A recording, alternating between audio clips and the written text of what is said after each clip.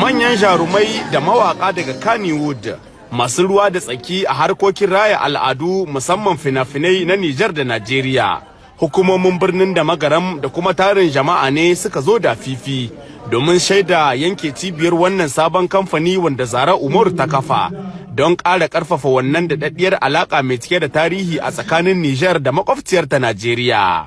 Gwamnan jihar da magaram da magabatanmu na nan, kadda ku sake ni in galabaita akan neman hanyar girkar da wannan kamfanin. Ku zamto mini kafada wanda zan iya karuwa da ku, in girma, in yi fuffike har in tashi sama, ganin cewa ina aiki da matasa. Bikin farar kaza dai balbela ba gayya ba. Tawaga ta musamman wacce hukumar lura da shirya fina-finai ta Kano ta aike zuwa birnin ta karbi kamfanin da hannu biyu har ma ta alƙawalta cewa zai zame mata tamkar reshe a Niger a ƙarƙashin wata yarjejeniya da aka kulla a tsakanin ƙasashen biyu. Abin farin ciki na ne, abin jin daɗi na ne cewa ga wata wadda ta zo guri na ta nemi shawara, sannan kuma muna da yarjejeniya da ANPAC wato kungiyar masu shirya fina-finai ta ƙasa ta Nijar da mu mofan na jihar Kano. Mun sanya hannu aiki na shekara 10 don taimakawa na masana'anta, kuma ga ta wannan daga da magaran kuma mace na haka ta zo a daidai, kuma insha Allah muna ga za ta cimma nasara bi iznillahi ta'ala.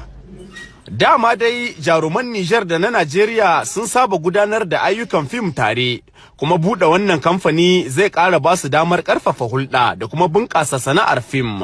Dama can uwa ɗaya ne uba ɗaya da Najeriya da Nijar. Sannan kuma wannan kamfani akwai alaƙa mai ƙarfi tsakaninmu da shi da kuma ita mai kamfanin ma kanta. Saboda mu ba ma fim ne kaɗai ya haɗa mu da ita ba. Kuma kamar yadda suke tafiya su je can a yi, to wannan karan a cikin wannan fim ɗin yanci da ta yi, ta ebo artist ɗinmu sun zo nan an yi aiki, duk da dai ni na ɓangaren a Kano aka yi shi. To kaga alaka ta ƙara kulluwa. A tsakaninmu da jaruman Nijar da na Najeriya akwai kyakkyawar fahimta, domin uwa ɗaya ne uba ɗaya, kuma mu tsintsiya ne madaurin ki ɗaya. Domin duk a kasashen zagaye na Afirka da suka kewaye Nijar ta fi mu'amala da mu Najeriya, kuma mun fi dangantaka domin ɗan wane da ɗan gani ana tare. Domin kai gayya dai sabon kamfanin na da buƙatar ababe da dama, kama daga shawarwaru zuwa tallafi da ƙwarin gwiwa, sannan kuma duk wanda ya jurewa gwaji to tabbas zai zamo abin kwatance. To ba abin da za mu ce da mata sai dai mu ce Allah ya saka da alkhairi, saboda ita ƙoƙarinta ta ga cewa Nijar da Najeriya mun haɗu, mun haɗa ƙarfe da ƙarfi, muna ba da abin da ake so, muna harka tare. Mu kuma mu da muke Najeriya insha Allah za mu ba ta iya gudunmawar da muke da shi, alfarma sayyidina Rasulullah.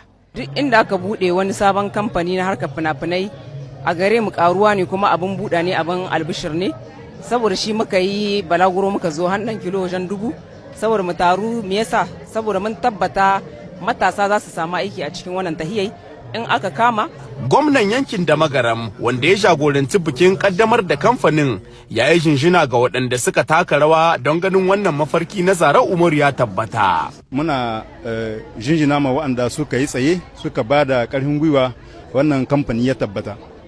To muna jawo hankalin mutane bisa ga wannan irin abubuwan, saboda kun ji an ce Nijar Najeriya, kenan na daidai za a ƙarfafa danƙon zumunci tsakanin ƙasarmu ta Nijar kuma da ta Najeriya. Babban burin wannan kamfani dai shine baiwa jaruman ƙasashen biyu damar tafiya tare ta hanyar shirya fina-finai na bai ɗaya.